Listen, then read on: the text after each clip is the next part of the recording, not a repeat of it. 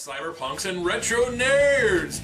Welcome to the very first edition of 2022's Spooktoberfest reviews. Yeah. What the hell are we actually calling it? I don't even know. Did we decide anything? I just called it Spooktoberfest on Neon Trash here. And for issue number 1, we're going with Night of the Creeps. Oh, yes. Yeah. This goes into... this is probably one of the first, 2 or 3 horror movies I ever saw, and I probably saw it way too young and was thoroughly horrified by a number of scenes in it. And I've seen it since then and can appreciate it for what it is at this point, but I can't even remember the last time I saw this, honestly. It's been a hot minute, so I'm stoked to review this. I'm going to give a special shout out to my dude, Adam K., a coworker, hooked me up with this copy when I said I was trying to watch this, and I couldn't find it at the local video store. So we'll shout him out here. And I'm especially excited because this has a director's cut. Apparently we get an alternate ending. I don't know how many endings of this you guys have seen, but I've only seen one. So Me too. yeah, I'm curious. right? So, without further ado, check out that trailer. peep that shit! And when we get back, you guys are going to know our opinions on Night of the Creeps.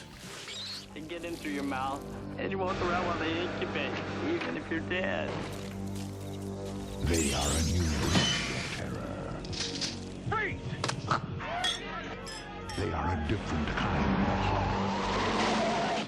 Zombies, exploding heads, creepy crawlies. We could have a little problem. The creeps are taking over. I got good news and bad news, girls. The good news is your dates are here. What's the bad news? They're dead. You have never had a night like this. Night of the Creeps. Alrighty, we just got done watching Night of the Creeps. And what a fantastic trip down memory lane. I was remembering every single scene that scarred me as a young child. And I loved every minute of it. Watching this now through, my old and wizened eyes, it was so much fun to see, to pick out the different, effects of cinematography, whether it was like a claymation or a blue screen. It was fun to see that.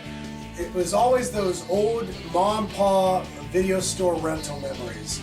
I remember walking through them with my brother, and we would stare at all the little VHS on the shelves, and Night of the Creeps fucking creeped us out with its fucking original cover. This cover's okay, it kind of gets the job done letting you know that this is the director's cut, but the old VHS cover had a gruesome image of this fraternity brother in full, what looks like a prom outfit. Yeah. He's got holding flowers and reaching through a window and just covered in blood. And it was terrifying and it was intriguing. I just had to know what it was all about. I'll just say a couple things. First of all, this was a great way to kick off Halloween. Whammo! Second of all, what better way to see a movie like this than when you're a kid and you have to stumble upon it late at night watching TV and your parents don't know you're watching it, and you watch it, it totally fucks you up, but you love it regardless because That's it probably makes what an impression happened, on you. honestly. Yeah. It was probably TBS. I was at my Surprise! mom's house. Yeah. Watching cable There you go, at night. Great time, John. Thank you so much for kicking off Halloween. My the right pleasure. way. My pleasure. I'm glad everybody was entertained here. All right, star counts. Let's go to Tooglies to begin the star counts. Alrighty. I'm gonna put you on the spot, bud. Out of 10 stars, what do you think? This was solid entertainment. For what it was, it was, I didn't expect anything more than what it was, but for what it was great. So, for that, it was great. I'll give it 8. 8 is Solid great. 8 is great.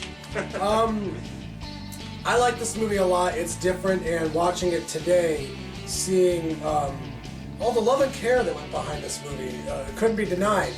There was a lot of attention to the cinematography, to the music, to the actors, to the lines, to the way everything was delivered, and then it even surprised me with this director's cut. A lot more gore. I would have to say that I prefer maybe Return of the Living Dead, which has a similar vibe to this, but in terms of sci-fi slug in the brain horror, it's top notch. I'm kind of leaning with Dooglies over here, but I'm not going to go as far as an 8. I'm touching on a 7.5. Yeah, honestly, no, I think you're right. It definitely is at its core more zombie than sci-fi. That at the end of the day,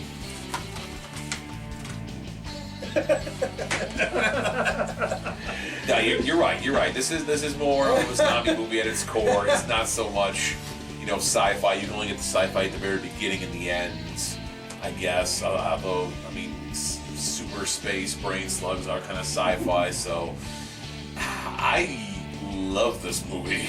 Like, this was really super cool to watch. I'm more in the lines with Doogly's, and I'm gonna do a little better. I think this is an 8.5. Oh, actually, nice. like, this was super awesome. You definitely could tell these guys had a ton of fun making this movie.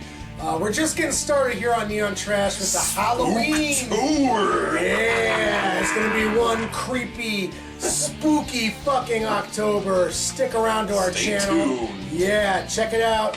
Comment down below, guys. I hope I've been informative. Until the next time, tune in to Neon Trash.